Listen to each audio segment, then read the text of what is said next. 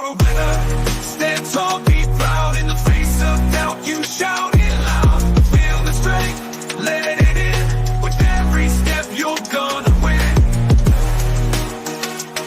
You are a winner, feel no pain. You are a winner, feel no pain. Yeah, I woke up feeling like a champion. Every move I make, I got the stamina. Eyes on the prize, never lose sight. Grinding every day, pushing through the night. Got the fire in my soul, never back down. In the ring of life, I'm the one with the crown. Sweat and tears, yeah, I paid the cost. Every battle fought, I'm never lost. Hit the ball, you are a winner. Stand tall, be proud. In the face of doubt, you shout it loud. Feel the strength, let it in. With every step, you're gonna win. Every challenge met, every goal in sight. In the gym, on the grind, it's a warrior's fight. From the bottom to the top, yeah, I've been there. With the heart of a lion, I face the dare. No fear, no limits, just pure drive. In the race of life, I'm alive. With every push, with every strain, I'm a winner, feel the gain. Hit the floor, feel the power. In this moment, it's our hour. Rise above, break the chain. You're a winner, feel no pain. You are a winner. Stand tall, be proud. In the face of doubt, you shout it loud. Feel the strength, let it in. With every step, you're gonna win. In this moment, own your name. You are a winner in this game. You are a winner. Stand tall, be proud. In the face of doubt, you shout it loud. Feel the strength, let it in. With every step, you're gonna win.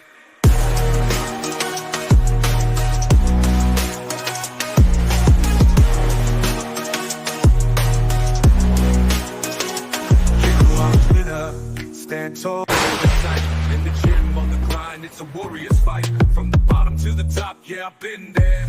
With the heart of a lion, I face the dare. No fear, no limits, just pure drive. In the race of life, I'm alive. With every push, with every strain, I'm a winner, feel the game.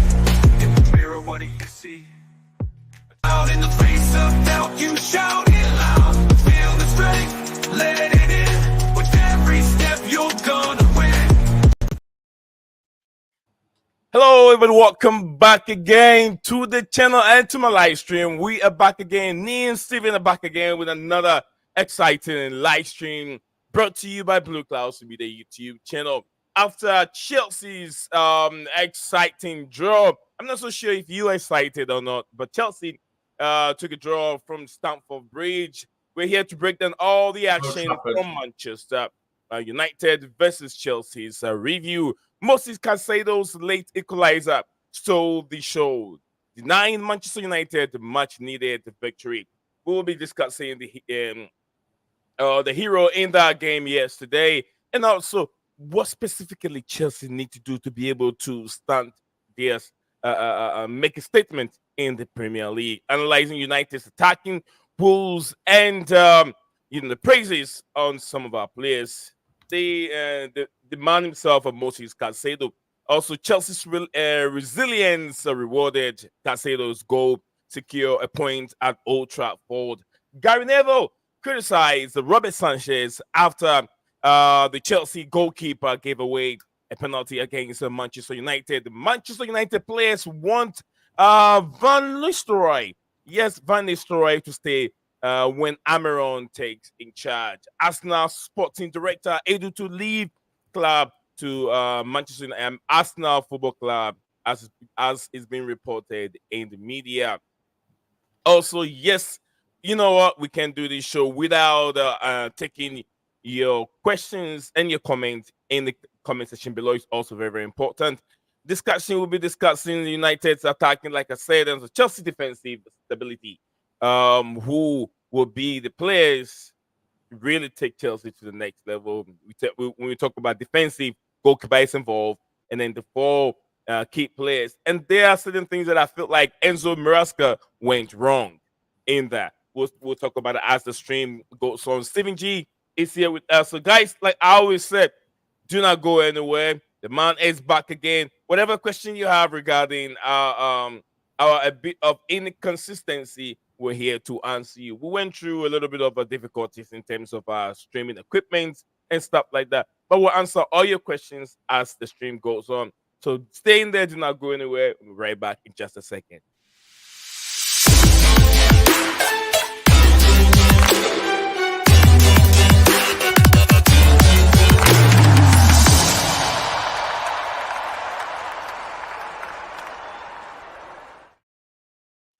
Welcome back, folks. Blueclouds Media YouTube channel is back live again with another exciting review of the match that took on Sunday between Chelsea and Manchester United. It's been the longest rivalry you can talk about, the longest draw and draw in the English Premier League, as it's been reported. Chelsea, Manchester United draw has been too much.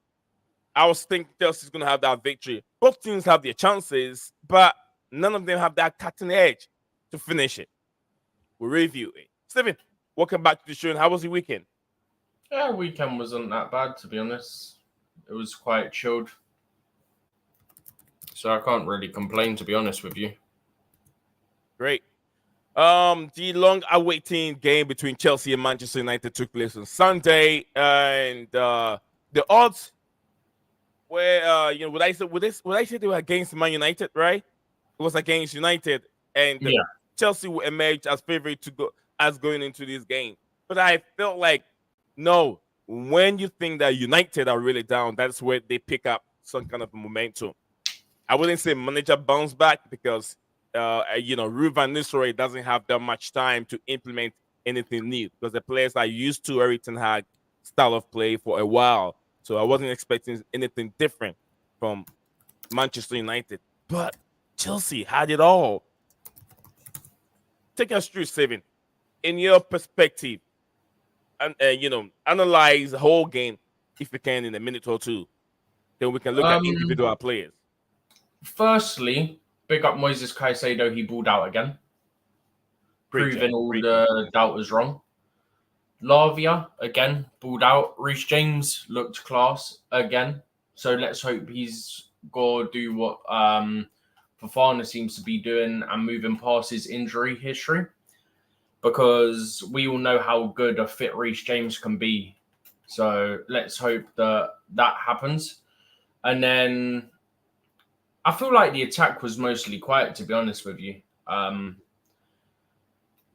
But yeah, I mean, how Martinez didn't get a red card, I don't know. Like, you've genuinely studied someone in the knee. Yeah. And they've called it reckless, not serious foul play. Absolutely pathetic. Ugarte did 7 offences after he got a yellow card, so he should have been off as well.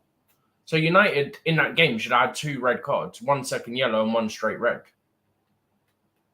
They're very lucky that they got away with it.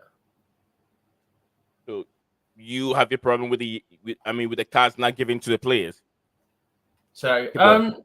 I thought on the whole the ref was good. I thought, but there's a couple of decisions there where I'm like, you've got to do something there because it's just poor officiating.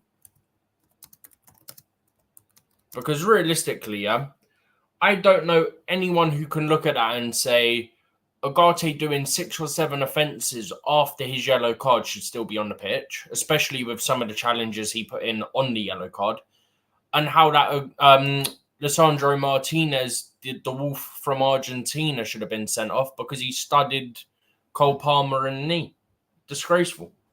But on the whole, I thought the ref was good. I just think there was 2 or 3 decisions that, well, technically, if you include every single Ugarte one, there's more like 10 decisions that he absolutely bottled because it's Old Trafford and he didn't want to send off a home team player. Should have had 2 red cards. That, in my opinion, is just a factual statement. The facts, in my opinion, are you had multiple offences, including a delay of game from Ugarte whilst he's on a yellow card. Bear in mind, delay in the game is meant to be a yellow card, so he should have been sent off because he made a challenge and then he ran away with the ball. Yeah? Exactly. Then There's the other challenges he made whilst on a yellow card. And then, as I said, I mean, how Martinez gets away with that, I can tell you this. Do you know who was on VAR? Our old friend Salisbury. So that's how he got away with that one. Bro, it's absolutely criminal. And I was genuinely thinking, I can come on a stream without talking about the officials for once. And then he started bottling it. I was like, okay, so for one time I thought, the officiating's been good, and then you bottle it by not sending them off for what should have rightfully been sending offs. Mm-hmm. But yeah, I thought it was the typical sort of game. When we were going into this run of Liverpool, Newcastle, Man United, and Arsenal, I said I wanted 8 points from it. I thought we could beat Arsenal because Arsenal haven't looked great this season. Yeah? Right. And it's at the Bridge. I thought we would draw at Old Trafford, and I thought we'd draw away at Anfield, and we would beat Newcastle and Newcastle and Arsenal at the Bridge.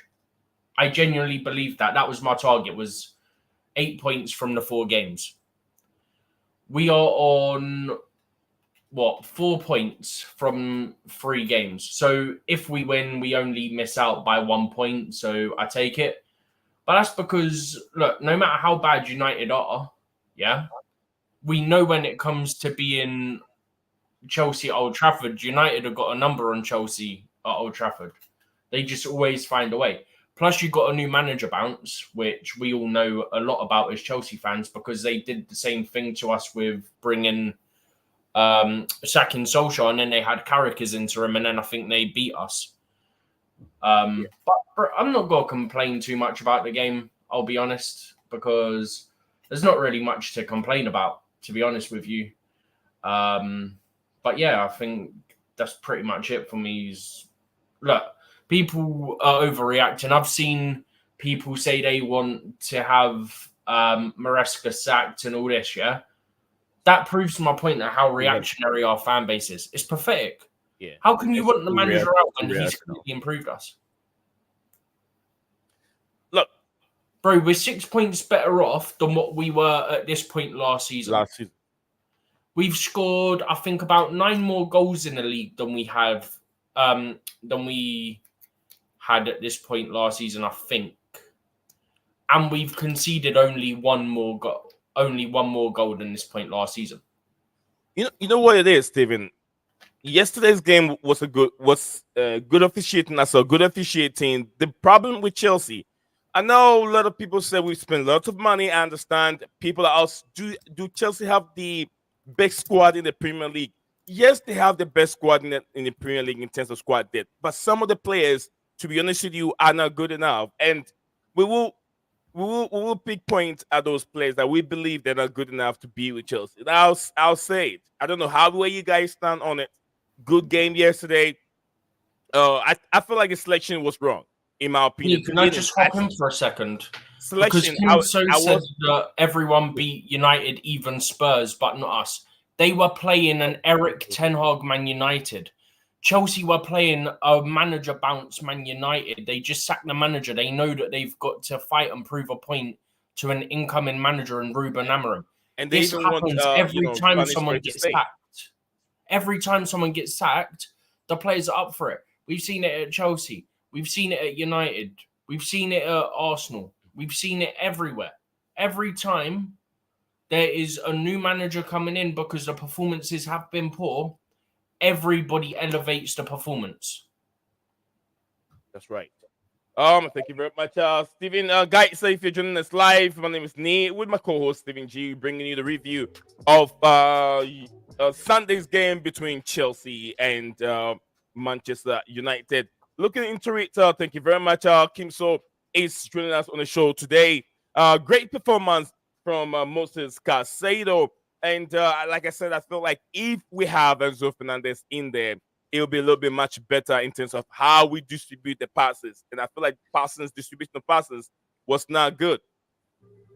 People will say Enzo Fernandez is not good enough.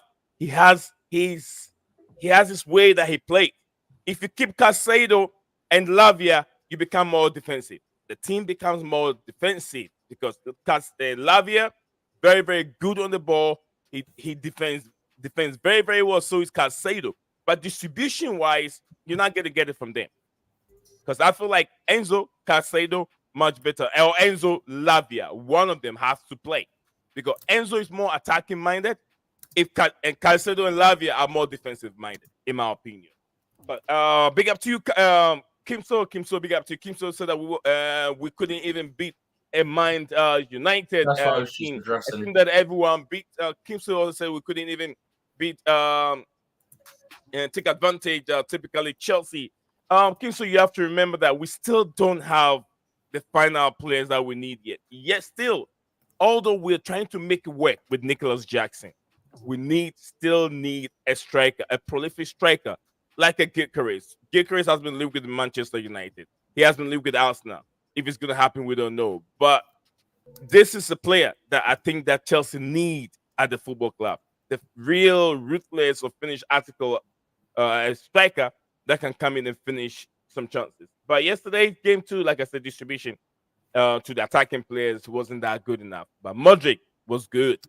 Modric came on and he did very, very well, in my opinion. Kim said everyone beats Man United, even Spurs, but not Chelsea. This is what I was addressing you with the whole thing about they played a different Man U under a different manager. Kim still said leave the football before the football leaves you, according to him. He said, why is it why okay, let me read it from here. He says, why is it when other team loses, we can't capitalize on it? Bro, we're still ahead of where we were last season. We're 6 points up on where we were last season. 6 more points after 10 games. By the way, I can hear an echo coming from your end when after I'm speaking. I think it's sorted. I can hear it. I can hear echo. You can or can't? I think it's gone. I think it's gone. But what was I saying? Oh, you said I don't know. You said something before you said echo. But anyway, as we're saying, my big up to Scala said Chelsea poor. I don't think Chelsea was that poor. I think like I said, if you look at the beginning of the season, how Chelsea were playing and how Chelsea was winning games, there was the likes of Moises Caicedo and the likes of Enzo Fernandez starting Chelsea games. Moises Caicedo, Enzo Fernandez. That's what I felt like. You need to go with Moises Caicedo, Enzo Fernandez. I know Lavia is a good player, but he's more defensive minded. If you play both two, you're not gonna have the essence of moving forward with the ball. Then you need Nicholas Jackson to drop deep and carry the ball away. Drisbury Hall is not good enough to be a Chelsea player. Not even good to be on the bench. Bro, he weren't even playing yesterday. Why are you going for Dewsbury Hall? No, I'm talking about how people are rating Chelsea team and say they have the best squad in the Premier League. I'm trying to tell them, no. Certain players on the bench are good. Badishia is not good enough. Disasi is not good enough. Drisbury Hall is not good enough. Robert Sanchez is not good enough. Having Robert Sanchez in our goalpost, we will never, if you're not careful, we're not even going to make top 4 with Robert Sanchez as our goalkeeper. I'm telling you the truth. Look at the goalkeeper. The striker was nowhere near kicking that ball, even scoring the goal. Robert Sanchez, be smart, use your brain. Fake like you're about to dive and pull out. But you went and then you got hold of his leg. That's idiotic of a goalkeeper. And he's done this many times in the Premier League. I decided not to talk about Robert Sanchez because he's been forced to play out with his leg. And he's not good at it. But this time it wasn't his leg. It was a poor decision-making from a goalkeeper. Bro, but even if he's asked to play out and whatnot, yeah, it's still on him to make the right decision, whether he's been asked to play like that or not. The amount of times that he'll have a player that's got a yard of space or so, and he goes to the wrong place.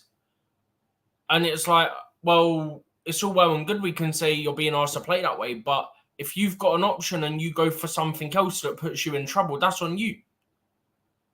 Do you get what I mean? Look at the game against Newcastle last week, yeah? Every single time one of our centre-backs or Robert Sanchez had the ball, yeah? That ball straight down the middle of the pitch into Jackson or Palmer was on every single time. Right? Sometimes he didn't take it. Well, if the pass is on, you take the pass. It's not rocket science. You don't need to take the stupid pass. Sometimes go long. If you have to go long to avoid danger, then do it. Because at the end of the day, what's the worst that happens? They win a header. And then you could fight for a second ball. I'd rather that than us give it away like 20 yards out from goal, 15 yards out from goal. I agree. So, guys, that's where we are with the game yesterday. There's a lot to talk about over here. Also, like I just said earlier on, Manchester United,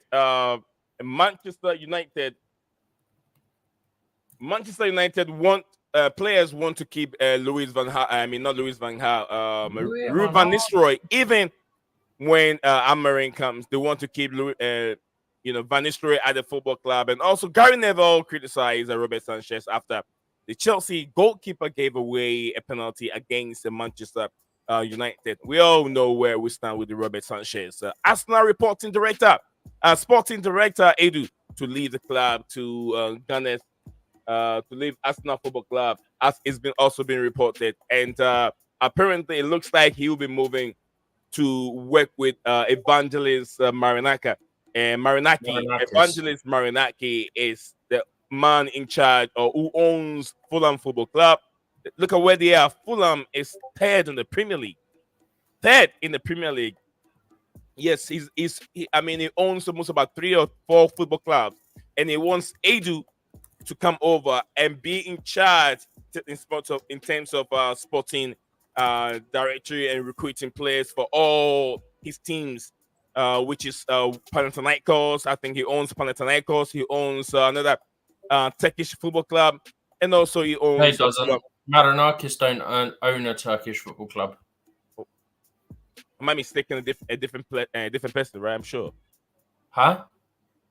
I thought he owns a Turkish football club. No, Greek Olympiacos. Olympiacos and some other team in Turkey. Rio Ave in Portugal. Okay, I thought it was Turkey rather. So yeah, he owns some football club and he wants Edu to come in. Would you say maybe the problem that's happening at Manchester, Arsenal, is forcing him out, or is it that the money that's been offered to him is too big to turn down? We're gonna look into that as the stream goes on. So keep the comment coming. Kim So said we could even beat a third Man United team. Neil, I've got to hop in for a sec, right? You can say we could have been third. We're 1 point off third. It's not a big deal. It really isn't. We all knew this was going to be a difficult run for us. Liverpool at Anfield, Newcastle at the Bridge, Man United away at Old Trafford. We have poor history when it comes to playing there. No matter how bad they are, we always struggle there. For whatever reason, we always struggle there. We haven't won there since 2013. 11 years. That's the last time we won there. That tells you all you need to know. That no matter how shite United are, yeah, Chelsea always struggle there for whatever reason it is. Yeah? Then you've got Arsenal. Realistically, Arsenal don't look great right now. Also, Skylar saying, sorry, but your goalkeeper, both centre-backs are not going to cut it if you want to win the Prem. I actually think our centre-backs will be all right. It's just, I think one of the big issues we have is the fact that Sanchez is in goal. And the fans are nervous when the ball goes near him, and I think the defenders are as well, because we've all seen what he's like. We've all seen the mistakes that he consistently makes on a weekly basis. So that doesn't fill you with confidence. No, genuinely, I think if we had... Look, I'm not saying Jorgensen's 100% better or definitely better or whatever, yeah? But just hear me out on this, right? we've only seen Jorgensen with the B team. We've not seen him with the first team Premier League team. Yeah? I think if you put Jorgensen in with the Premier League team, we'd probably look better. Genuinely. I think if Petrovic was still here, we'd look better as well. Because I thought Petrovic was better last year as well. So it's not a good thing that we've got to put up with this guy in goal, but hopefully before too long we can either get rid of him or demote him and promote Jorgensen or something. Absolutely. Scholar said I was expecting better from you guys on Sunday. Kim Sosa, you got lucky. Lucky as usual, stealing points. Usual, stealing the point. Bro, they should have had 2 red cards, man. Sanchez. Kim Sosa Sanchez is very, very unreliable. We ain't beating Arsenal. And also, okay, I've sent the link there. I have to pin it. Let me see if I can pin it. I'll pin the link a bit later. All right. Okay. Kim Sosa, 12 years now we haven't been Manchester United. Yeah, according to statistics. Yes, at Old Trafford. Not because we beat them last season at Stamford Bridge. We haven't beat them in their home ground, but that's what we are looking at this moment. The link is also right there, guys. So keep your comment coming and ask your question. We're taking your questions. Soon we're gonna have telephone lines to it. So if you have phone lines, you can even call us on WhatsApp. That's what we're working towards that also. And also, if you have any question regarding a few days or weeks without streaming, if you have any question regarding that also, please do me a favor. You can drop it in the comment section below. We'll give you honest answers for it so you know why we've been out for quite a while. But the most important thing is Stephen G himself and me, we're here again looking at the progress. And there is something on the stream on Twitter. I want us to look into it in terms of yeah. No, it's not anything bad. We'll look at Chelsea. Chelsea 3 at the back, 2 as Moises Caicedo or Lavia, and then Lavia, Caicedo, and with Jadon Sancho on the left hand side, Marco Kurela in the middle, Palmer also in the middle, Wait, and Matuiki also in there. We'll look into that here in a bit. So Blueclouds Media is here, Steven. Yep. I have no idea what you was just referring to or anything, so I will share that with you in a bit. So don't worry about it. So give Jorgensen his chance according to Kim. So then say why loan Petrovic according to him. Petrovic, I don't know why. I think he had an experience for 1 season in the Premier League. Then we were thinking, okay, we're looking at the trajectory of Petrovic. Then all of a sudden they loan him to Strasbourg. I didn't understand. I have no reason why they did that. He was easier to get a loan move for than Robert Sanchez. That's probably the simplest way to put it. Well, why do you need a loan move for Robert Sanchez? Why wouldn't you sell him? Because he's shite. Sell. I think it was better for you to sell Robert Sanchez. But we couldn't. Need. Remember what I always say to you about amortization stuff, yeah? Yeah. So if I quickly get my document up, actually, I might have it in my Discord. So I should be able to get to it quicker. Go to there, go to pins. No, that's the wrong channel. Pins. This one. No. Okay. Summer 2025. Where is he? I cannot find the donkey. Oh, there. Next summer, Sanchez will have 14.2 million left. This summer just gone, he had about 16 million, I think it was. 60 million left. Yeah. Nobody was going to pay 16 million for Sanchez, bro.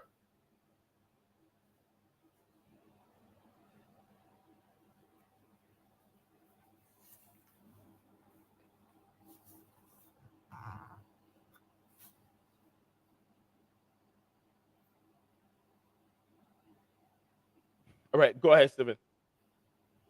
No, I was just saying that I don't think anyone would have paid that, so that's why. Steven, what do you if you look at the I'm trying to figure out where exactly I have mine.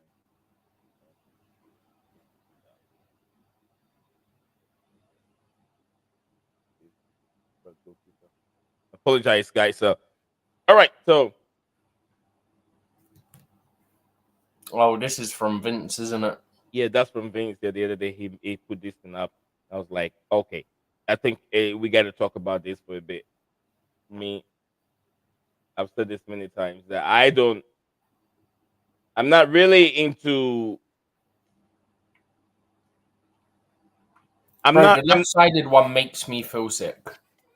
the left-sided one, which is Look at Sanchez, Powell, Fofana, look James, at look at Caicedo, the four Lavia. behind Jackson, Sancho, then Cucurella, then Palmer, then Madueke. Cucurella, really? So you know what I think? The Lavia Caicedo partnership looks great defensively, but they're all defensive minded players. No one is going to progress with the ball very well. We've seen them Does that. progress it though. I've We've seen seen them Lavia does progress. that, but distribution don't. The distribution is very poor from these Nee, two their players. passing's good, man. The pass is good. Distribution, terms the long range passes to Madueke, Sancho was not there. That you're gonna get from Enzo Fernandez. It wasn't there.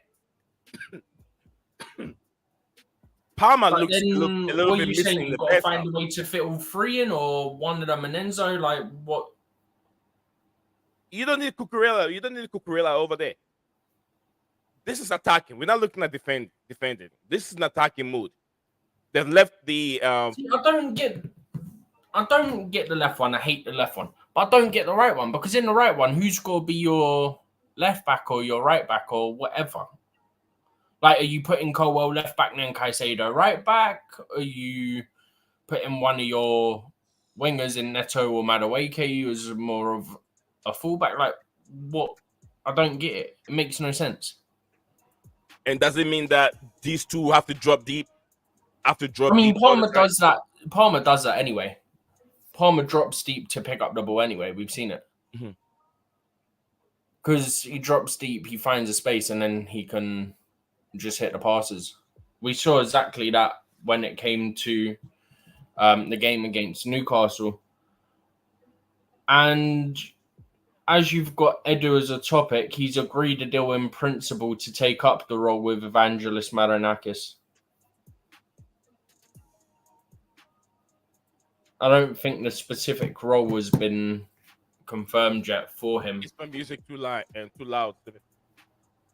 You're quiet. The music isn't too loud. It's just a second ago when you spoke, I could still hear it. But that's because I think you were further away from the mic than you normally are, so you were quite quiet. Am I quiet now? Mm-mm. Okay. I just want to make sure it's not too loud. It's a bit too quiet. I'm trying to get. No, it's been all right until a moment ago when you were sort of slightly further back and you spoke. All right, absolutely. Thank you very much, Todd, for joining us here on the show today. He says, hey, Todd, what's up, everyone? How about Nottingham Forest? If the season were to end right now, we will be able to be in Champions League, playing in Europe. So, It would be absolutely. Champions League if it ended today. See, the problem with Nottingham Forest, Stephen, they have a good squad. But can they keep up this momentum to the end of the season? It's only played 10 games. If they have two niggles or two injuries in there, that's the end of Nottingham Forest. They'll start going down. So it's better they're picking up the point. They're being very, very pragmatic. I mean, they've got some really good results this season. I mean, they won, I think it was away at Anfield, and then they came to the Bridge and they got a draw at the Bridge, even though arguably didn't deserve it, but it is what it is. Who else are they beaten this season? West Ham, Palace, Leicester. They're on like a 3-game winning run right now. Their only defeat, I think it's their only defeat. I need to confirm this. I think their only defeat was Fulham. Yeah, their only defeat was Fulham. They've won their last 3. Nottingham Forest. Look at you. We're looking at the left hand side. Mm-hmm. This is the attacking mode. There's no defending options here. defensive option. Are we playing Lavia? What side are you looking? The third, the one on the left hand side. I don't know which one is your left hand side. Let me put it this way. Yeah, the with left side, the one with Cucurella at number 10, which is stupid. I don't know why we have, and this is the tweet from him. He says, "For me, when Neto and Madueke start, we can use two attacking midfielders in half spaces because the wingers can defend. But when Sancho start, we can." If you click on it, there's more text. Okay. But when Sancho starts, we can mitigate his insufficient aggression and defensive work rate by inverting fullback close to him. That is what he's thinking.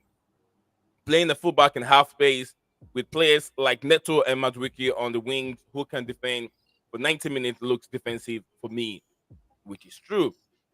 It's like defending with 6 and attacking with 4. But that still doesn't explain his right-hand side image where you've only got 3 defenders.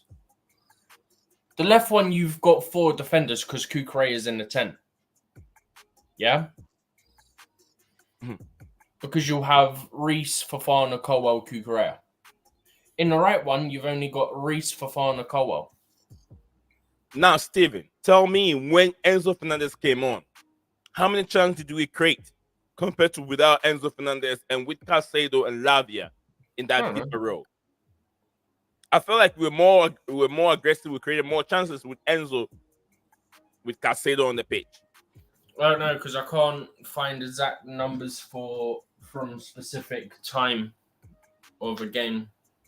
To me, when I was watching the game looked more Enzo had 1 or 2 shots. The game looked more open to me, but when I saw Enzo Fernandez on the pitch compared to Lavia and Caicedo, I don't know.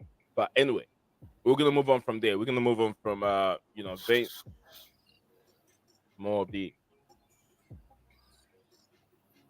Mohamed Salah. Did you see that goal? Yeah. I saw it Saturday night. I saw it. Unbelievable. Highlights. So Mohamed Salah starts is it per season 2020? Let's start from here. His first season, that would be his seasons with Liverpool. Yeah. That's why they got the Liverpool badge on it. His first season with Liverpool, 36 matches, 32 goals, and 10 assists. Huh? 5th place, right? They finished 5th place. No, his ranking is 5th. Okay. So, zoom in for a second. Oh, if you can. If you can't, don't worry. If you click it, you should be able to. Oh, if you just click on the image, it'll open it up more. Oh, the image itself, just the image. And then, but if you click the double arrows, might be able to zoom in from there, no? Is it not gonna let you? That's a pain. But so notice it's got seasons, matches, goals, then brackets rank, assists, then brackets rank. Okay. So that's his numbers and then where he ranked. So last season he got 18 goals at ranked 7th. He got 10 assists at that ranked 3rd. Yeah. He's already on 7 goals and 5 assists this season. He's nearly halfway to both of his numbers from last season after 10 games, which he got in 3 times as many games. Do you think last season he got 18 goals, 10 assists, yeah? He is tracking for over 21 goals and 15 assists this season. That's what he's tracking right now. You think he might end up staying at Liverpool? No, I think he's gone.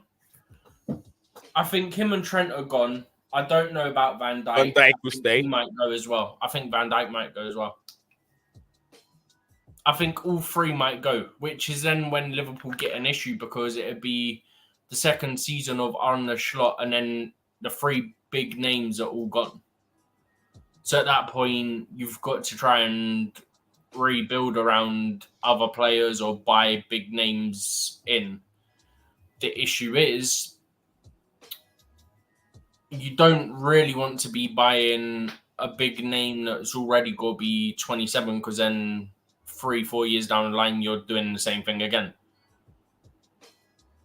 So very it's weird. going to be interesting to see how Liverpool work around it if all three do leave. I think 2 of them are guaranteed to leave. I think Trent and Salah definitely leave. Van Dijk, I'm sort of 50-50 on if he stays or goes.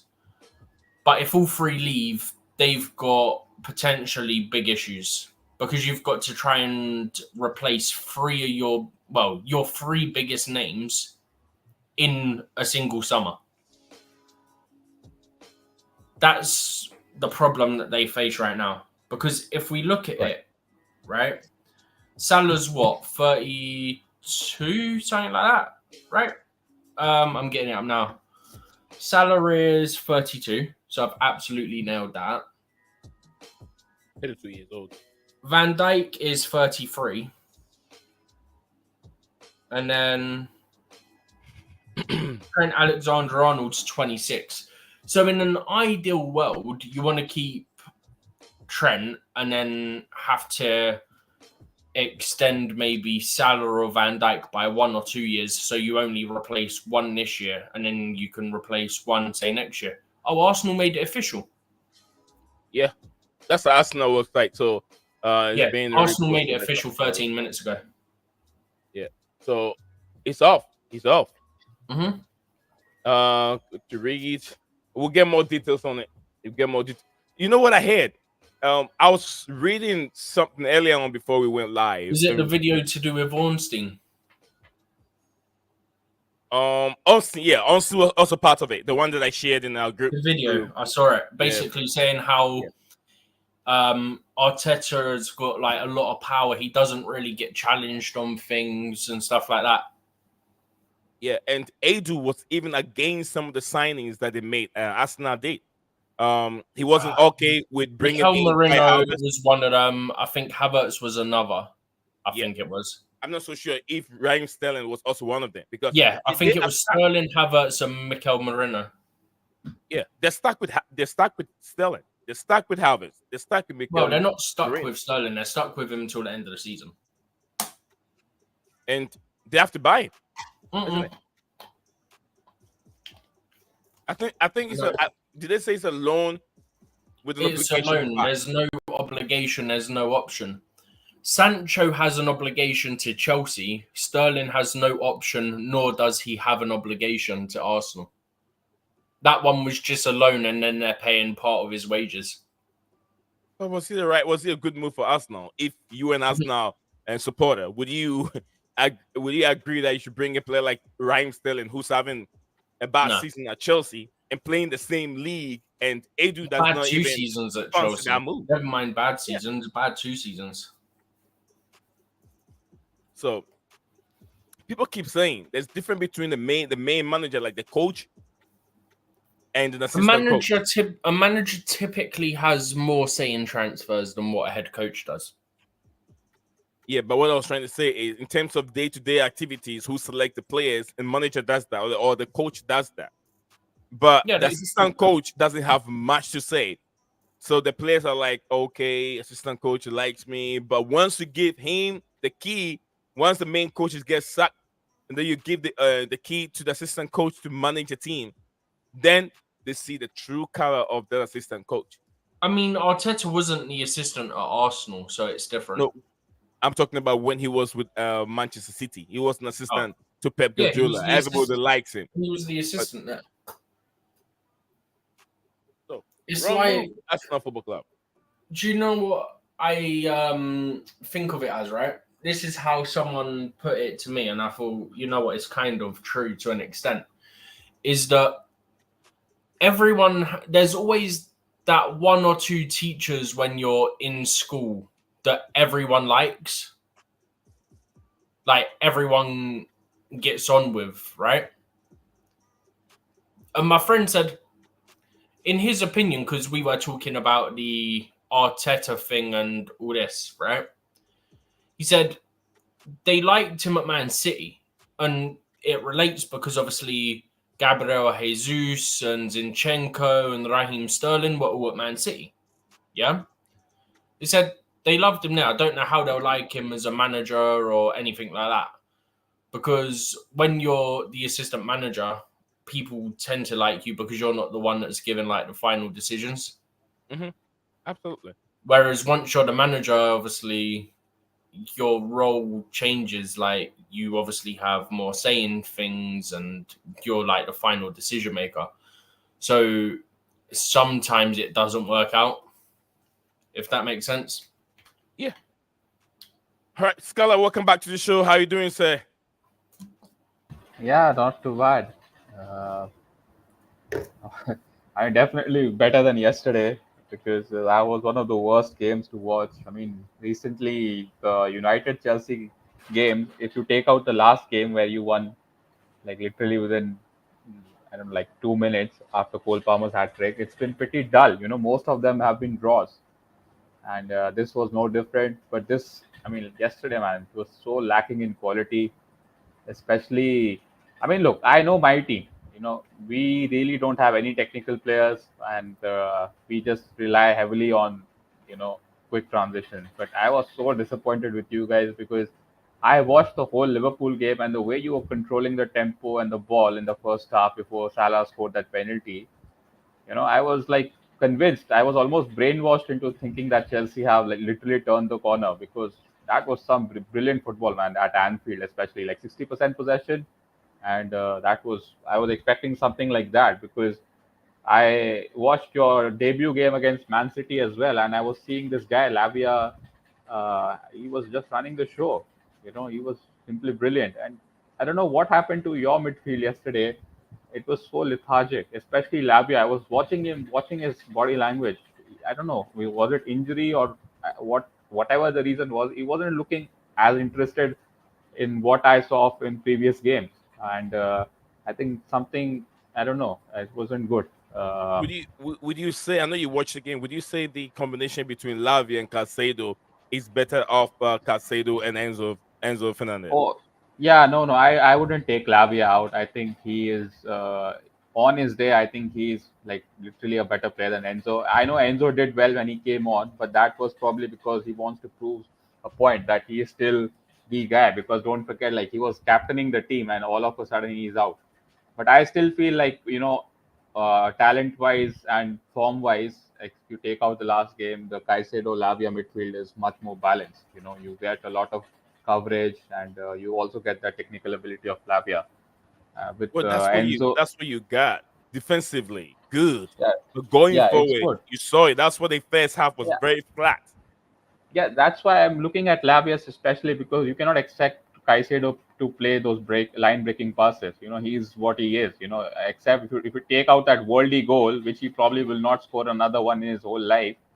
He does what he does best. He does what Ugarte did for us. Because if you look at Ugarte, he isn't good on the ball. Yeah, I mean, no. Caicedo is decent on the ball, but you wouldn't say like he's Lavia or Enzo. I mean, he was good. But that's why I was a bit disappointed with Lavia yesterday. Same goes for Cole Palmer. He had like two or three good opportunities, and I don't know. He just shot at our player some weird reason. You know, so those two Palmer was guys missing. disappoint. I didn't see much of Palmer in the first half. Second half, before I saw some kind of lightness in Palmer, majority of the game he was missing because I felt like the formation was not right. Reece Mhm. James, Malo Gusto was just wasteful on the right hand side, but he was getting to dangerous positions.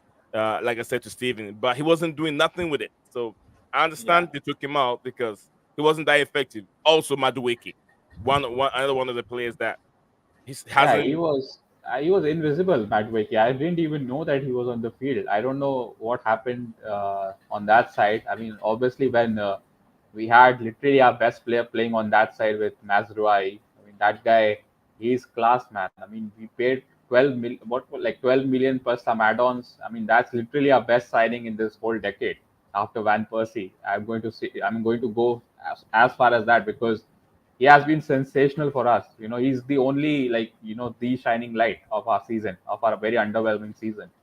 So yeah, he locked that side completely off.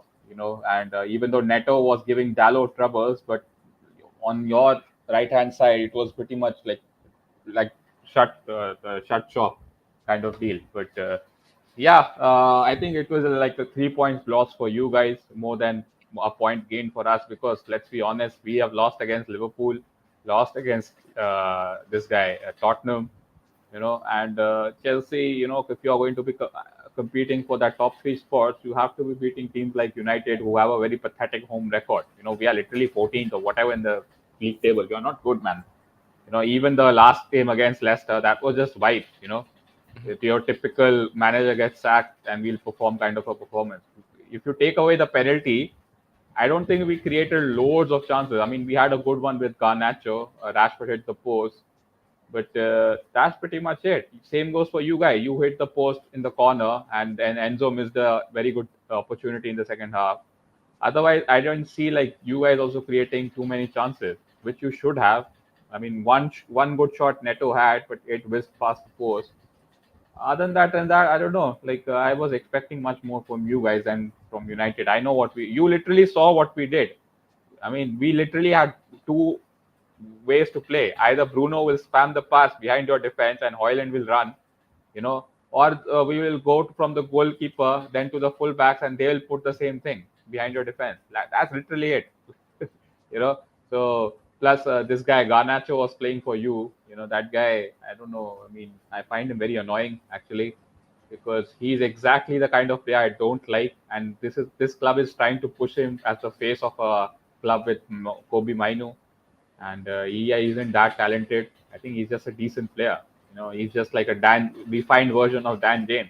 He's not someone I would start in any Premier League winning side. But apart from that, yeah, I mentioned in the comments that I think you guys need a whole new triangle at the back, man. I think I am not at all convinced with your goalkeeper. I think I think everyone will agree. Like this guy, Sanchez, he's okay. I mean, he's like a backup. If he's a backup, it's good. But I think you need someone better than him if you're going to challenge for the Premier League. Same goes for defense. I am not at all convinced by Fofana and Colwell. I think they are a good centre back to take you to Champions League probably. But if you want to challenge for the Premier League, you need like a short, like top centre back, someone like a Bastoni. You need to replace Thiago Silva. That's what I'm saying. You need to replace Rudiger. I'm just saying like you need one centre back who is like your go-to guy. Would you prioritize Chelsea going in for Ruben Diaz, as it's been reported he'll be leaving Manchester City in the summer? Would you think that he'll be a good addition since he has a lot of experience in the Premier League? Why would he leave City? I mean, it's not like City have like. Why is there any news? No, I mean, I haven't heard if there's any problem between him and the football club, but reports are saying he will be leaving City. Yeah, Steven, I don't know, man. I haven't heard anything. You have anything back in that story? I've seen it quite a bit, and I've seen it from a couple of reliable people that it could be an option. Definitely something that I think has been looked at. I don't know whether it'll happen. I don't want it. I don't know. One day I want him, and next I don't, because I look at him like, okay, like he's a top centre back, but then at the same time you have the issue of, well, who do you put next to him? Because you need someone who's at least got a decent pace about him. Right. Do you know what I mean? Fofana is quick, isn't he? Fofana's quite quick, yeah. Yeah. I mean, if you have Fofana and Ruben Diaz, all you do is Ruben Diaz can sit back, use his experience, because he's not as quick as Fofana is. You let Fofana do the attacking, and Ruben Diaz will clear all those drop balls for you. I still think Fofana and Colwell would be all right. I think our issue is more the goalkeeper and the backup. I get sometimes I get what do you call it? Would I say goosebumps when Colwell rush into attack sometimes? Did you see that against Man United on Sunday? See what? Some of those rush tackles that he went in and missed the ball. It's gonna happen, man. He's young. It's gonna happen. He's what, 20? John Terry was young, but never made those mistakes that Colwell is making on the highest level, Steven. We use that young, and then they keep on making the same mistake each and every time. But let me acknowledge. You realize Colwell last season Ederson was injured for like 18 games, right? Steven, forget No, about no, the no, no, injury. no, knee. Hear We've me been out, playing right? 10 games now. No, Preseason 10 games. knee. Steven, Hear me out. I'm Hear me listening. out, Go ahead. right? Go ahead. I'm Before hearing. I'm that, hearing. he played for Huddersfield in the Championship. Yeah. Yes, sir. Then he played one game for Brighton, and then he missed a lot of time, arguably a lot of time, quite a bit of our Prem games last season in the second half of the season. Right? He's about 21. Why are they on about De Gea, man? This guy's a fraud. They said he's kept 4 clean sheets. 4 clean sheets. Bro, that's great, but he also nearly cost Fiorentina to get eliminated from Conference League qualification. Well, that's not on him alone. The It goal is, the players bro. and everyone is He involved. had. I tell you now. I remember seeing it. Yeah, he had an absolute stinker in the first leg. He had an absolute stinker. Anyway, I go think ahead, he Steven. conceded 4 in the first leg of that. All right, Steven, let me say this real quick before I forget. Big up to you, Maya. Maya himself, the man in the building. Big up, brother. I'm back over here. He said, big up to legends in there. Yeah, Nottingham Forest are flying at the moment. Kim So. Big up to Kim So, man himself. Guys, do not forget, I haven't said this at all. Do not forget to drop a like on the video. It will help the channel go a long way. But I better say it now. Kim So said we couldn't even beat them, which is Man United or who else is it? I think Nottingham Forest. Talking about Nottingham Forest. Maya Yeah, but said, "Nah, I'm not." Forest also beat Liverpool at Anfield, so Yeah. It says I'm not taking this Caicedo agenda according to Maya. Maya said Caicedo is way better than Gate, Manuel Gate. Maya said, I can't believe we couldn't beat Man United. I'm still this. He still the what? I'm still decent. We'll make. I'm still. We'll make the top 4. Okay, believe that we'll make top 4 without a doubt. We are on from this season. I think that's a general consensus now, isn't it? The general consensus is Chelsea are very much in that top 3, top 4 argument for this season now. Definitely. This is our hardest run. What we're on now is our hardest run that we're gonna have, and we're nearly out. Do you have any top question for Scala regarding Manchester United? If not, I have some few. Yeah, no, I've got one that's technically 2.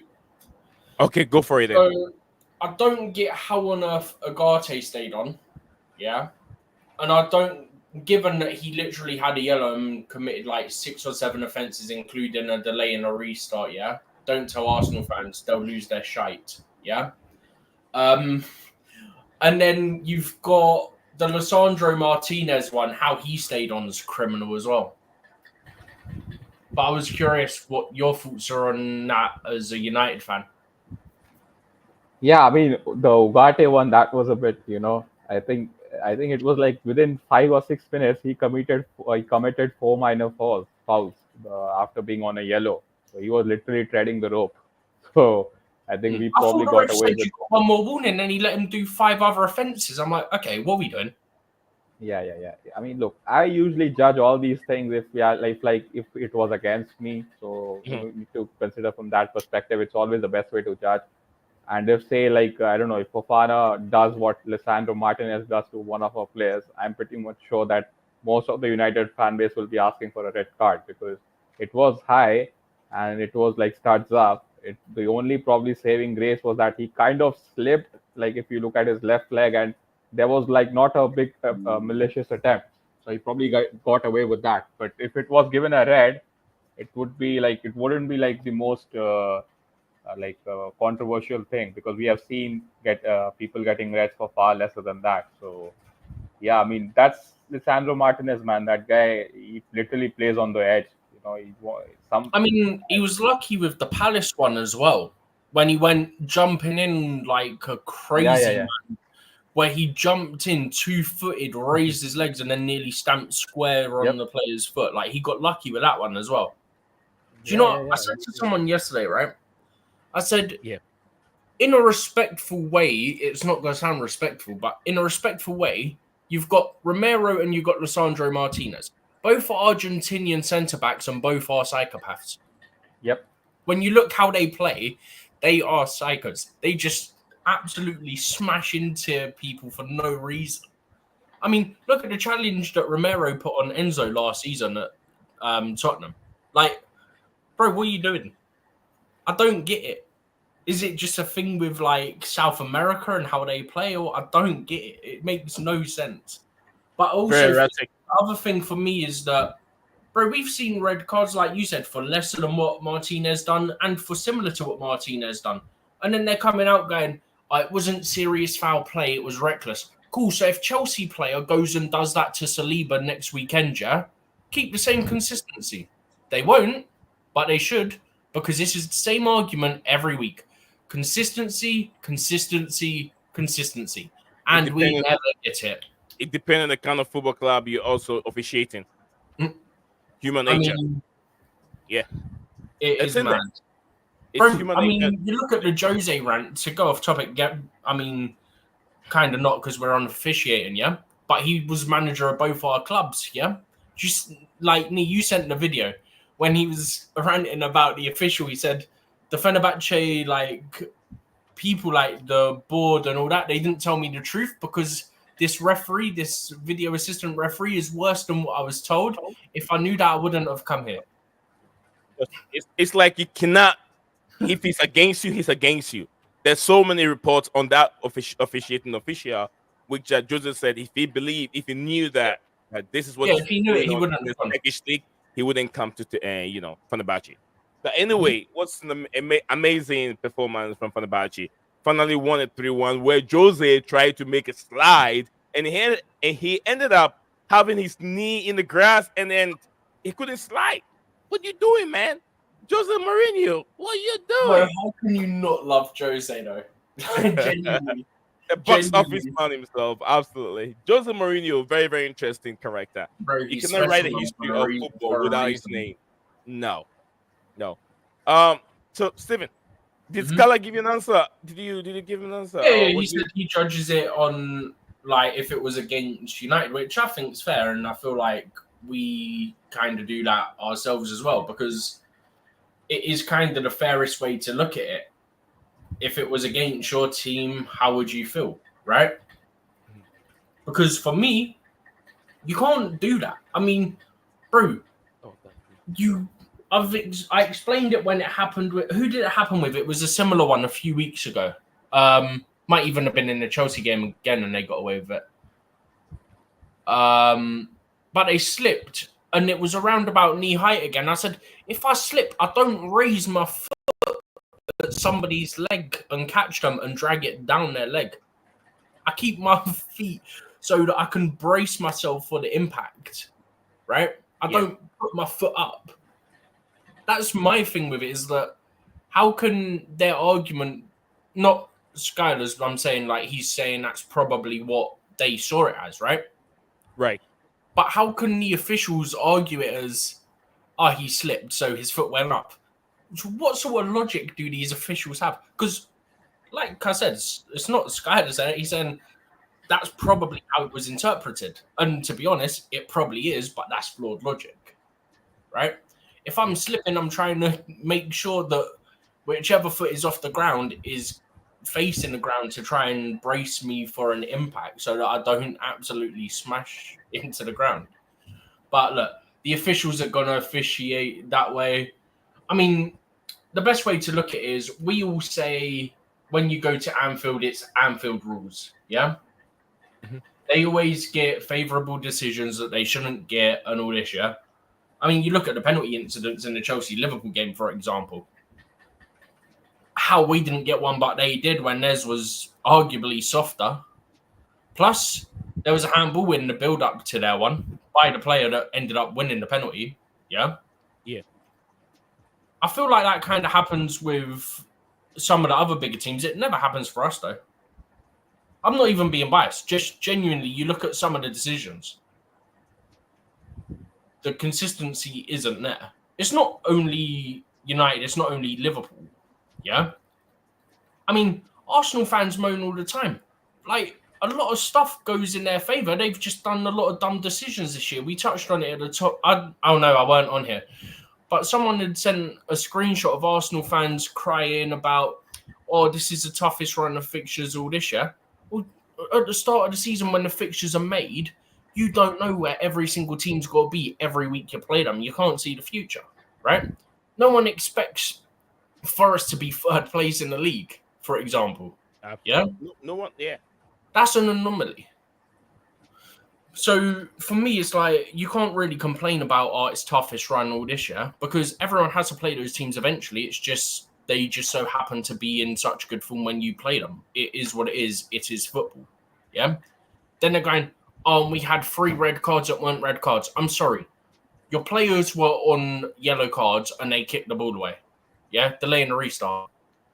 You had a guy yesterday run away with the ball, which is delaying a restart, so he should have got one as well. So for once, I'm actually on Arsenal's side on that one. Yeah, don't tell him. I don't want to deal with that. And then you've got the one against Bournemouth, which they're saying, oh, but then you look at the one the next day at Anfield. It's like, yeah, but we had a second defender directly behind play. It was going towards his direction, not straight towards goal, so he could have got there. Ben White was 40 yards across field, had to sprint across the field to cover. He was never going to cover. That's why one was a red card and one was a yellow. Yeah? Like every one of the 3 red cards / second yellows that they've got has been fair. If there's one club that I think can't really argue about if there's an agenda against them or not, it's Arsenal, because the amount of favourable decisions I've seen them get is pathetic. Absolutely. Maya, thank you very much for your comment. Maya said that Lookman is to watch West Ham United. I think we should put him in the shopping list. And he said Jose Mourinho. Ademola Lookman was already in the Premier League. He was with Tottenham Hotspur. I don't think he's good enough for the Premier League. Lookman was Everton. Everton. Yeah, Everton. Yeah, he was with Everton. Yeah, I don't think he's that good for the Premier League. Yeah, he can be good in Europe, but the league is very difficult, especially when you're playing against those low blocks like Nottingham Forest and the others. But yeah, I don't think so. I don't think he's a good player, but it's not going to be good for Chelsea. Ademola Lookman. It could be lighting up the place, but probably a team like West Ham United will be good for him. But Scala, so many problems at Manchester United at this moment. We know the story of Sir Alex Ferguson. We talked about that already. What should United do to get this team better? With me, I've said a few things. They need to change the manager, which they've changed the manager. They need to bring in a young, talented manager that like Chelsea have done, which Manchester United have done. Now, the problem is going to be on the players. Manchester United have to let almost about 10 players leave the football club and leave just about 3 players. I'm not sure if you agree with me or not. Do you think that United have to do what Chelsea did to get rid of all those bad players and overage players and bring in new talented players and get the young manager like you have right now, Ruben Amorim, to help the team start playing good football and to start winning again? Yeah, I mean, I don't agree that we need to kick out 10 players. I think we do need to kick out a lot of them, but I don't think 10 is the number. I think definitely around 5 to 6, because we literally signed 5 players this season, and I was very satisfied with our window. So I wouldn't say that we need to kick out most of them. Which of these players are you satisfied with? When you see the window, I am more than satisfied with Euro. I'm more than happy to have Delict. Same goes for Why are you Mazzuai. satisfied with Euro? Leno Euro. What makes you so satisfied with all, he hasn't kicked the ball in the Premier League, so you have to give him a chance. Also, he was brilliant in the preseason. I can literally see his talent. This guy is not a scrub. He's very good. Also, he's a profile we don't have, that quick centre back. And I mean, let's be honest, Real Madrid wanted him, so it's not for like he is good. We are not talking about someone like I mean, I don't know, like it's not like we are talking about Disassi, Yeah, but the fact that the club needed wanted one player doesn't make the player very good. Just like Arsenal wanted Modric and Chelsea went in and snatched him. Doesn't make him Modric too good of a player.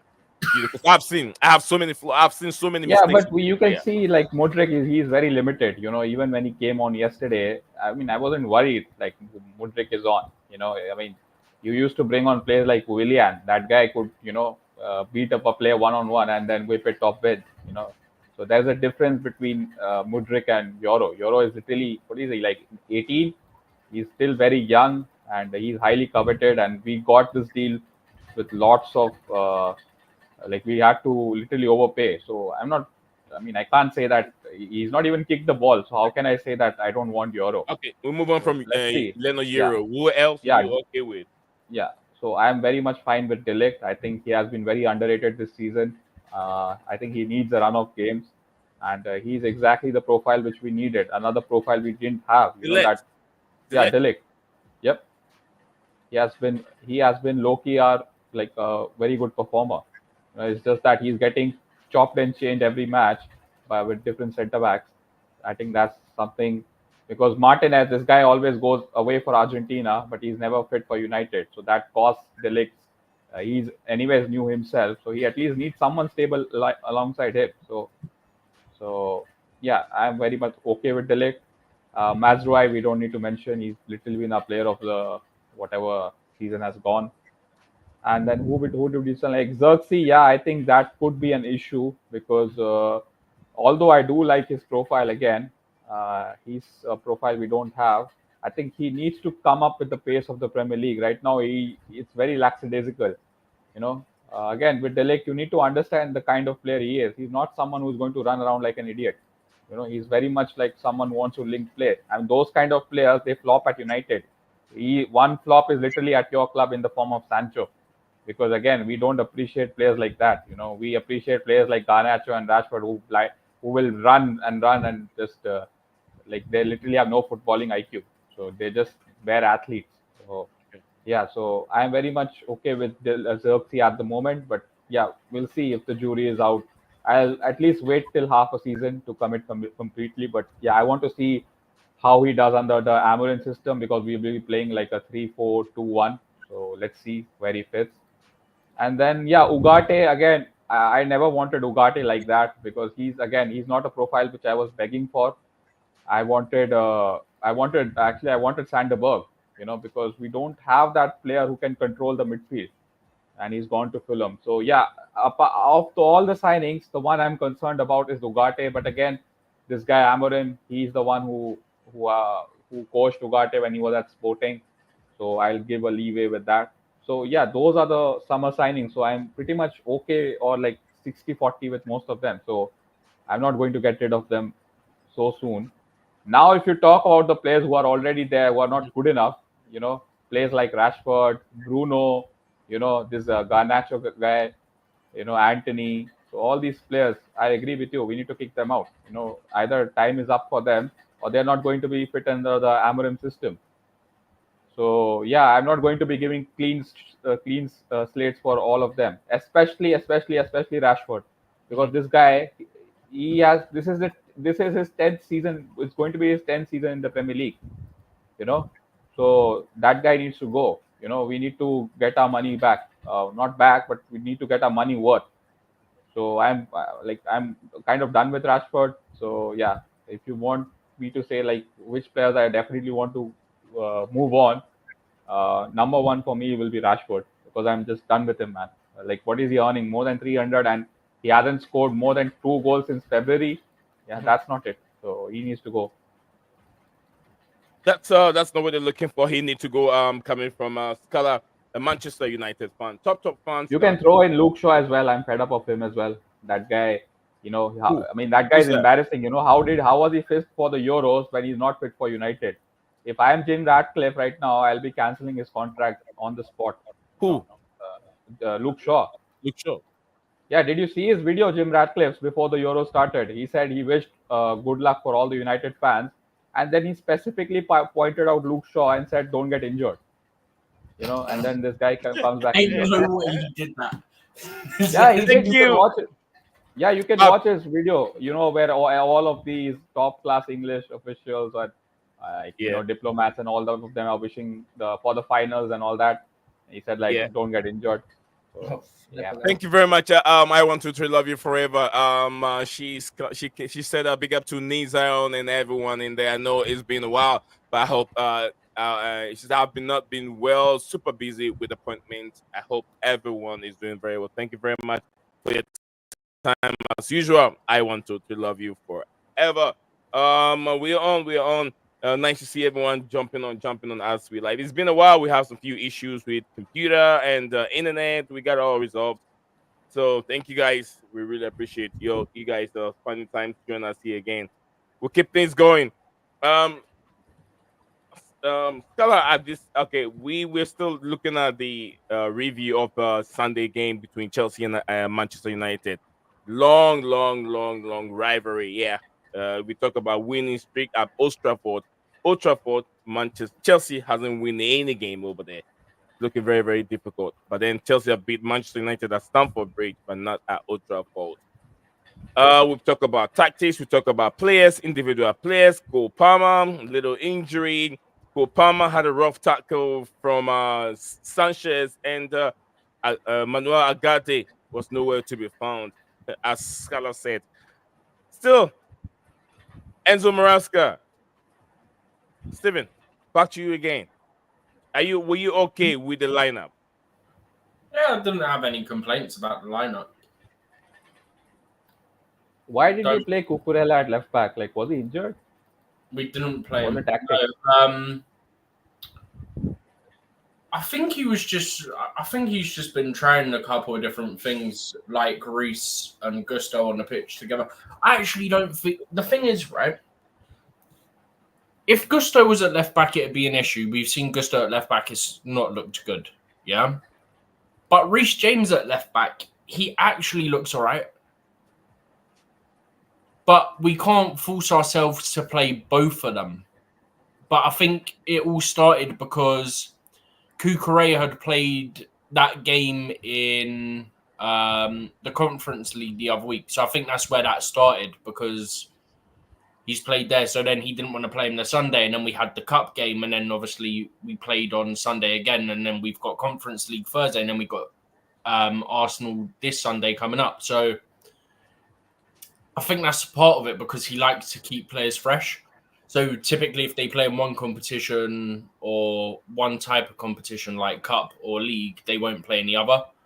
So I think part of it is just that he ended up against Panathinaikos using Cucurella, and then he didn't want to risk starting him for the Newcastle League game, and then it just meant he played him in the Cup, and then he didn't play him on Sunday against Man United. I think that's what the reason is for the most part, to be honest with you. A report are saying that Frank Lampard is among the managers to be appointed as AS Roma coach. What do you make of that, Steven? We'll have to see. It's Pletigo is not the most reliable person, but I just spotted that one below it, the one about Chris Sutton. Yeah. Chris Sutton said on its kicking off podcast that Maresca must have known something about how Sterling's season would play out after deciding to let him join Arsenal. He's used 5 subs against Newcastle with Sterling not making it. He's barely played, right? Oh, you said Plettenberg is not reliable. He worked for Sky. Is it Sky Germany, right? He's also reporting the same He's thing. still not one of the most reliable. Bro, I take some of the stuff that certain people say with a pinch of salt. If it was more to do with Germany, yeah, then he's more reliable. But when it comes to stuff, would you take him more serious if this move goes through? Lampard being appointed as AS Roma manager. Because I don't increase my thoughts on someone's reliability based on one thing.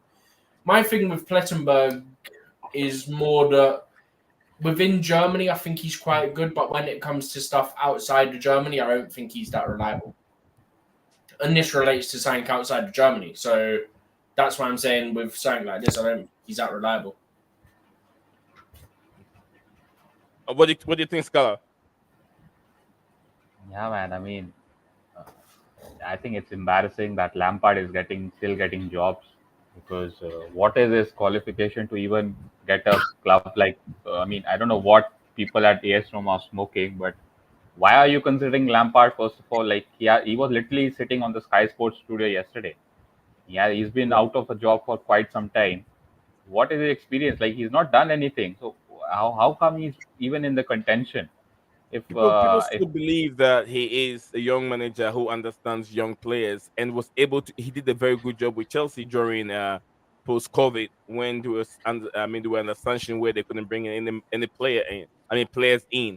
Manager Frank Lampard did a very very good job with the young Chelsea players. Don't you think that yeah, he will be a he good won. fit? Yeah, and And then Tuchel won the Champions League with the same squad. So yeah, so a I mean, squad that he built. it's not Tuchel like came he in. built. I mean, Oh, he did well. Like you're telling me, if you put who would you have in charge against that Real Madrid game away at the Bernabeu, in which Pulisic and all these guys scored? Would you want Tuchel or this guy, Lampard? Straightforward answer. Like Tuchel, he's a better manager. My thing with this Lampard, Rooney, Gerrard, and all these mob from the who oh, are good Gerard ex is even players. under pressure anyway. Go Yeah, ahead. yeah, he's going to get booted out of that Etihad or whatever he's wherever he's at. I mean, Rooney is doing decent at Plymouth, but all these guys, you can throw in this guy as well. Who's that? Yeah, Rooney, Lampard, Gerrard. They are not good managers, man. They are not. The only reason they are getting jobs is because of their name. You know, it's not like they have done multiple coaching badges and they have grinded the hard way. You know, the only I mean, reason they have Lampard to got the do job two is was because badges. he's a You Chelsea have to do legend. certain badges to be able Yeah, to manage.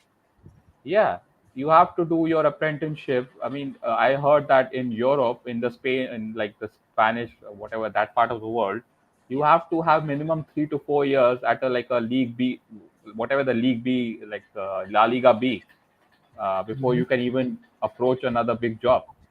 It's not the same with England, and then they complain why they don't have good English managers. I mean, who's that? Who's a good English manager? Eddie Howe. I mean, he's okay.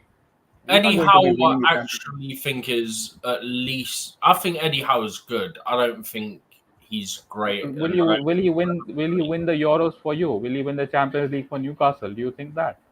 I don't no, think that's that. why I said I think he's good. I don't think he's Yeah, great he's or good elite. at his level. Yeah, he's good at his level.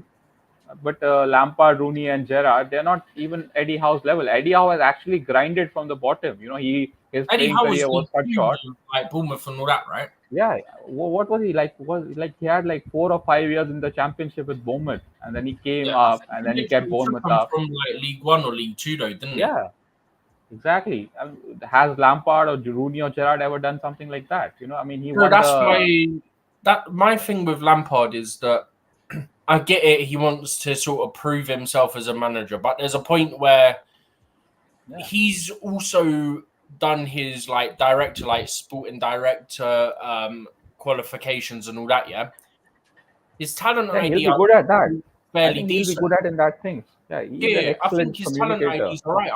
I'd take him at Chelsea for like talent ID and stuff. Genuinely, like some of the players that I've seen reliable people say that Lampard wanted, and then you look what they went on to do. Like, okay, he wanted Rice, he wanted Jude Bellingham, he wanted who else did he want? He wanted Haaland before he went to Dortmund. Like, that's three players you look at straight away, and it's like that's kind of But mad. everyone would want Haaland from Dortmund. Before he Not went like Dortmund, before he got to a big name, before he went Dortmund. yeah, I mean even United were looking at him. Even Solskjaer suggested when he was at Yeah, but before Solskjaer that knew him, RB right? Leipzig. Was he Yeah, not yeah, he at knew him, but Solskjaer's club? yeah, Yeah, yeah. so I Solskjaer think had knowledge of him. That's the difference. Like, he had knowledge of him because he'd worked with him. yeah, but I mean I don't know, man. With Lampard, I think he's just another. I would rather give the job to Lee Carsley before I even consider Lampard. Lee Because Carsley. yeah, Lee Carsley. Did you see how good England were playing when he was like he had that interim two games? Except I from think he, against. Lee Carsley. yeah, What are you Lee talking Carsley. about? Yeah, exactly. Because he actually knows how to get the best out of young players. He has worked in that under 19 level. There's a When difference. There's a difference in there. Under 19 level, all they do is yes, sir, yes, sir, yes, sir. when you Yeah, get so to what does Lampard when do you as move well? on to the It's not club like level, Lampard has got some magical tactics. We saw what he did at Everton. He literally got them relegated, and Sean Dyche had to come in and keep them up. But he also Yeah, I did mean, save them look, the first time yeah, round, and then he got like no backing. yeah. The only reason Lampard is being even considered is because he has got connections with Harry Redknapp and all those, his uncle and all that, and because he is Frank Lampard. Nothing else to do with his coaching talent. I would say the same thing for Rooney as well. I was watching that interview which this Plymouth guy, he was on Talk Sport, and this guy was telling we didn't look at what he did at Birmingham, because Birmingham was seventh when Rooney took over, and when he left, they were 18th. And then this guy was saying, that Plymouth guy, that we are not looking at what he did at Birmingham. We are just looking at his philosophy and all that. It's not what you are or what you know. It's what you can teach.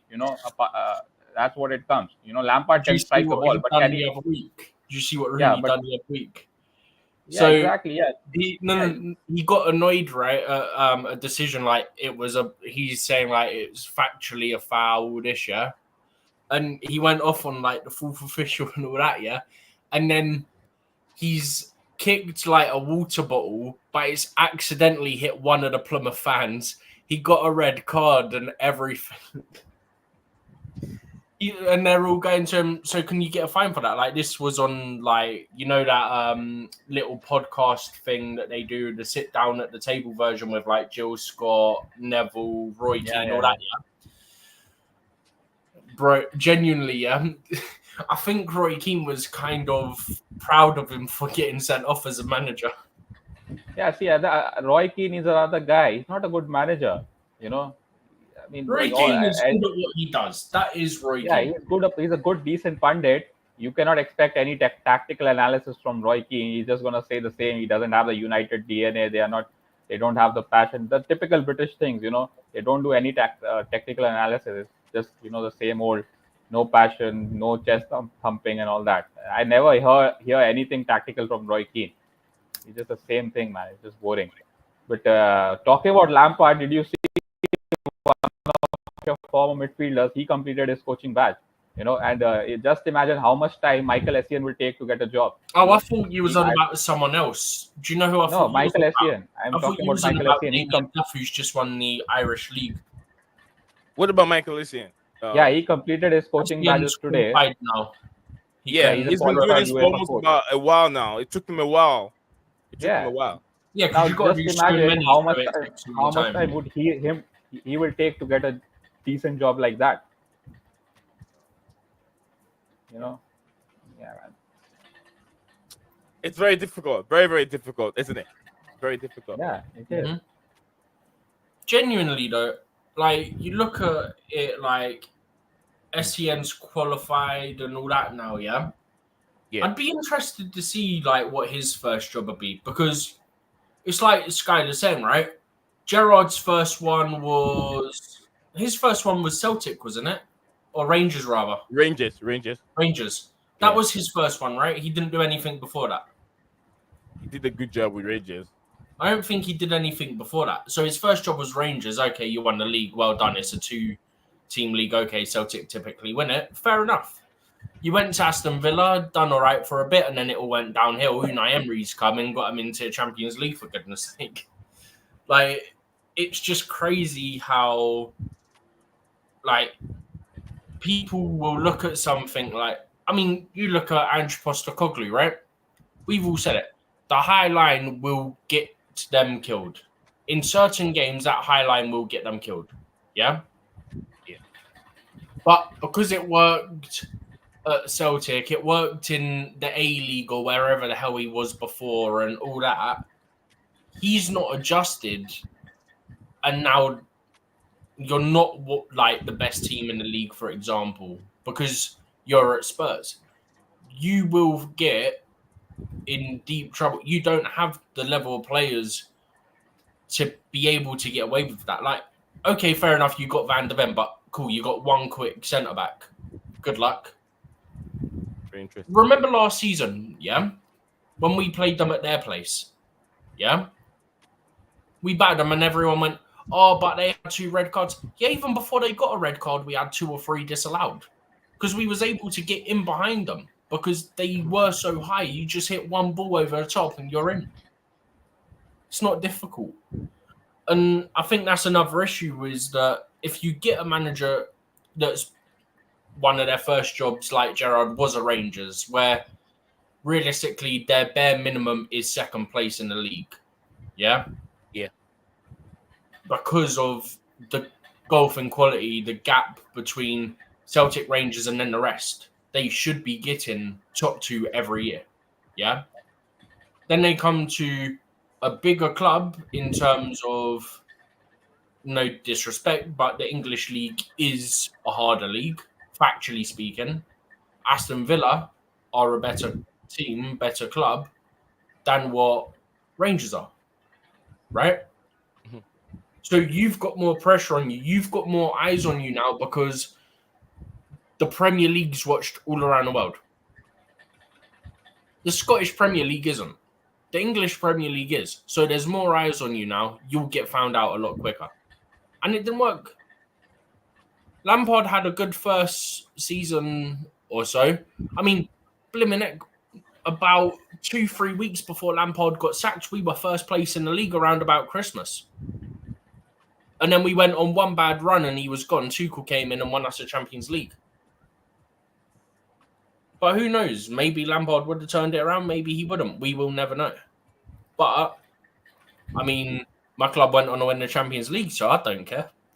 But I think he's better as a director anyway. I think that would suit him more. But I think it's a pride thing. I think that's the issue is that his pride is making him go back into management just to try and prove a point to people of, I can be a good manager.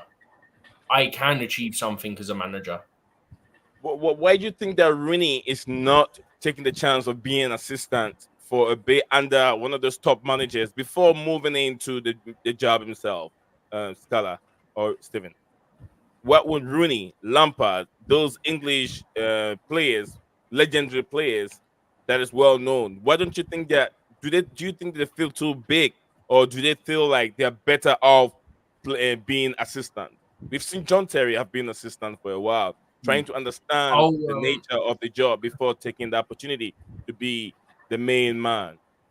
What is the ego? Has it got to do with ego, Stephen? I'll take a couple of seconds and I'll pass it to Skylar because I've already been talking for quite a bit. But all I'm going to say is I think part of it is that, okay, maybe part of it is Redknapp for Lampard's side of things.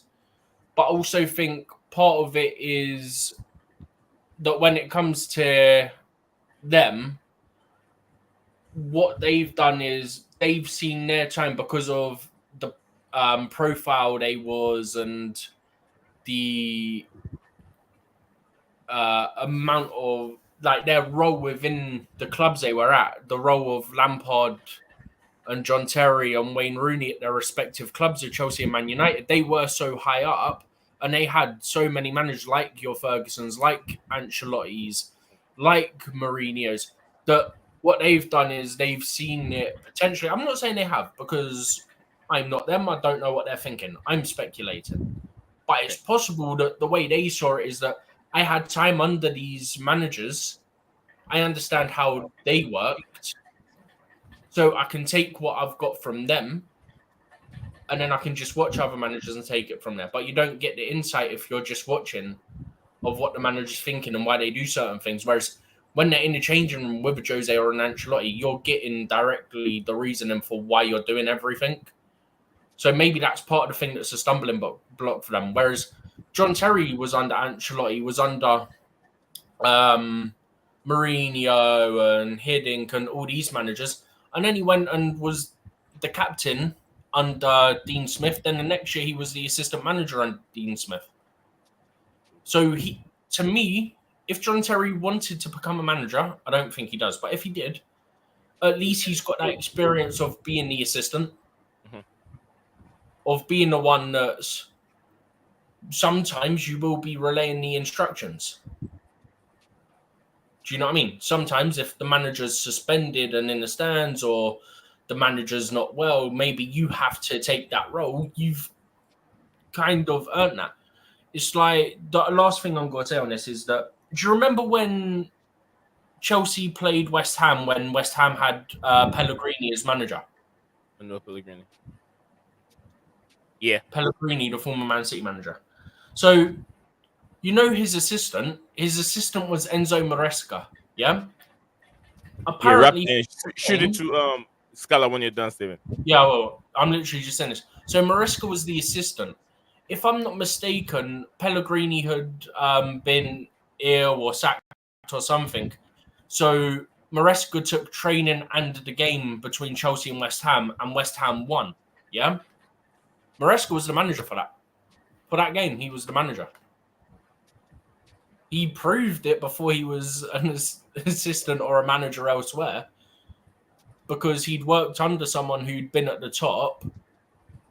He understood what he had to do. He went in, he did it for one game, and then he's gone and learned under one of the best. It is what it is. It happens sometimes. But he's earned his stripes because he's done it as a manager. And he's achieved a promotion, which Lampard didn't do. Gerrard didn't achieve a promotion. Okay, he won the league, but like I said, that's in Scotland. And Rooney definitely hasn't done that. Rooney's nearly got relegated from the Championship, for goodness sake. And right now, I think he's bottom or near bottom with Plymouth as well. So Rooney went from nearly getting Birmingham relegated to going to Plymouth, and now they're fighting relegation. So I don't know why teams aren't learning. What do you think, Scala?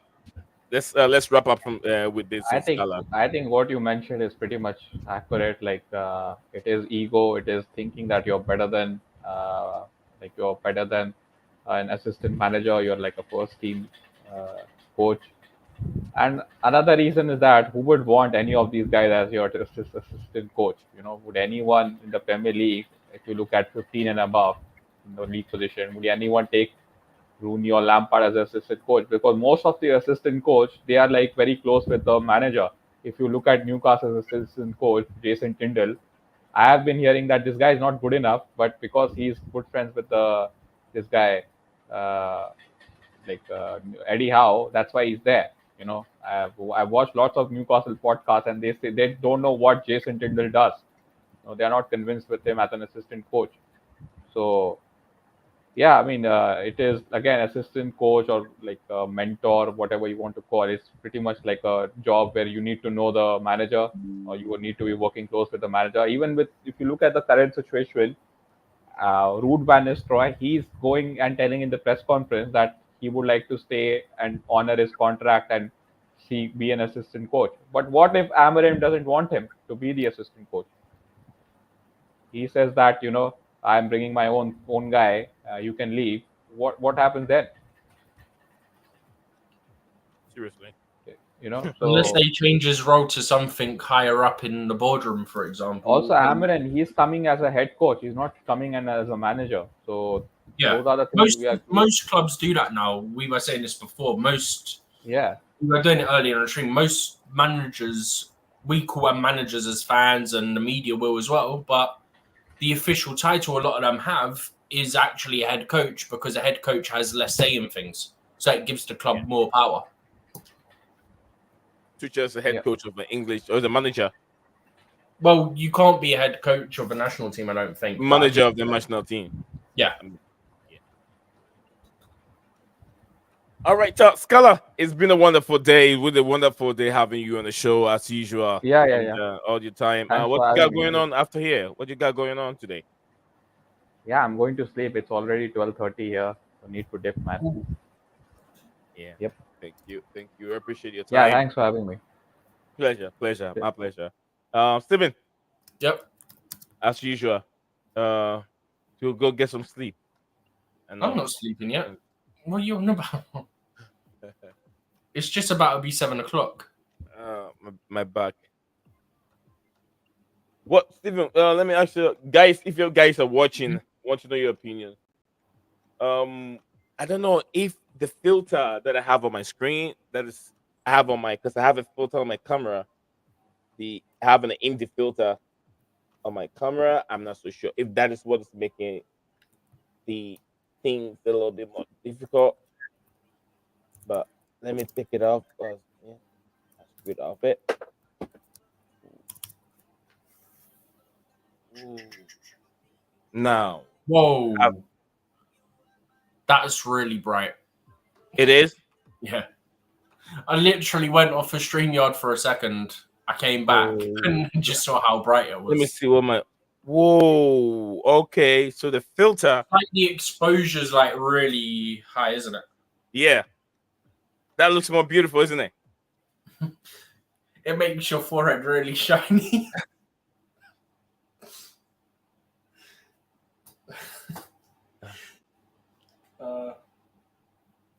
I had to say it. The chance was there. It had to be done. Because let me. This is what I have. Give me a second. Mm-hmm.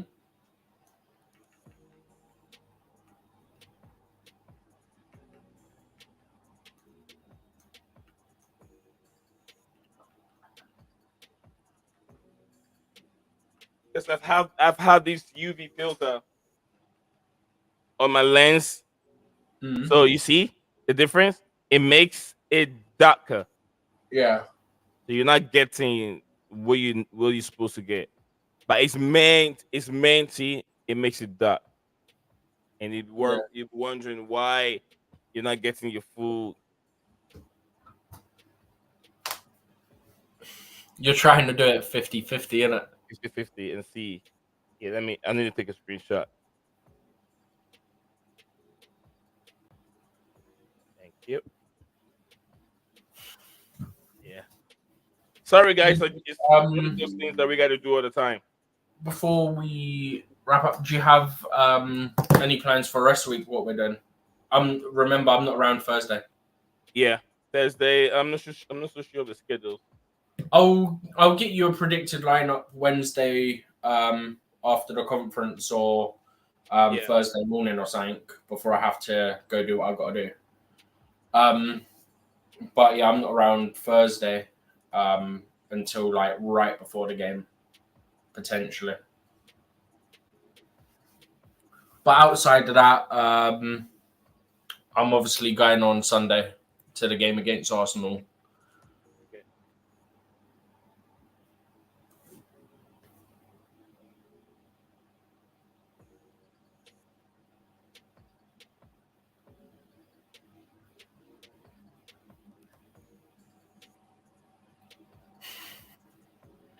Sorry.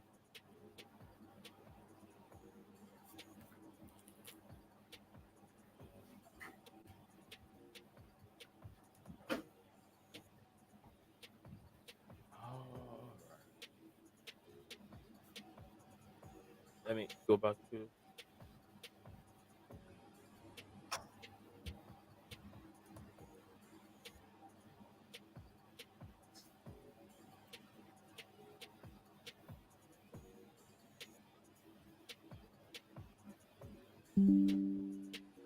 All right, Steven, let me end the stream. Thank you very much for coming on. Thank you guys.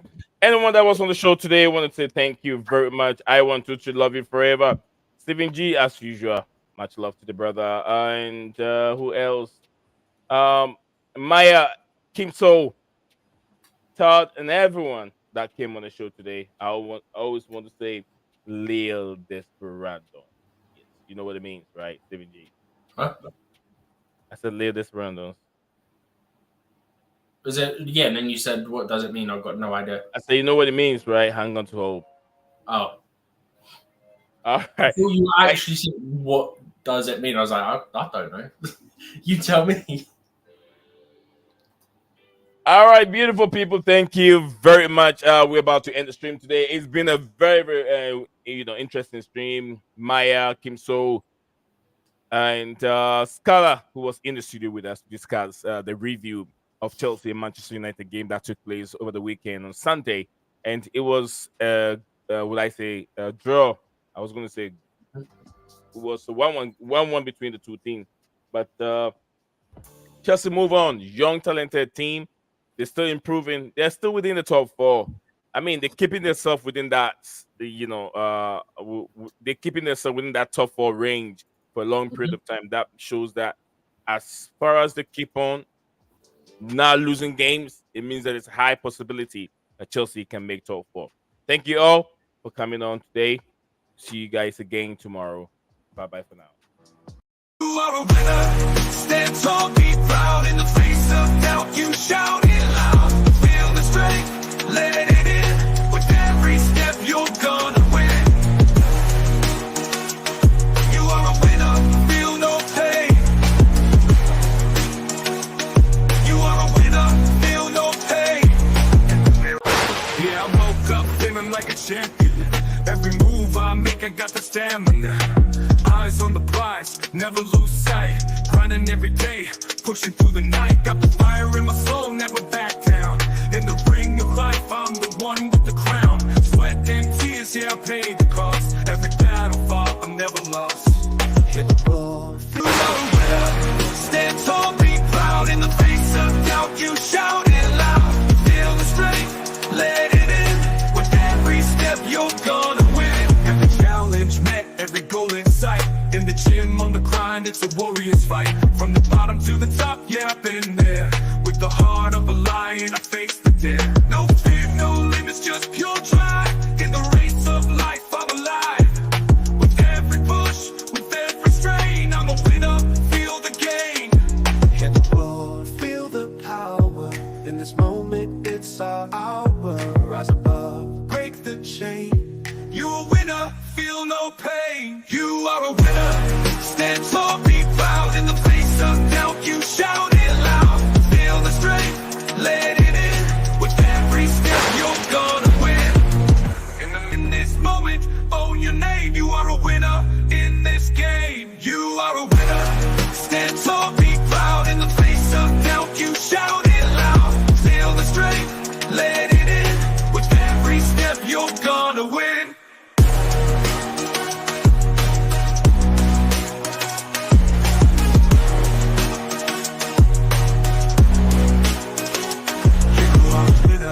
Stand tall, in the gym, on the grind, it's a warrior's fight. From the bottom to the top, yeah, I've been there.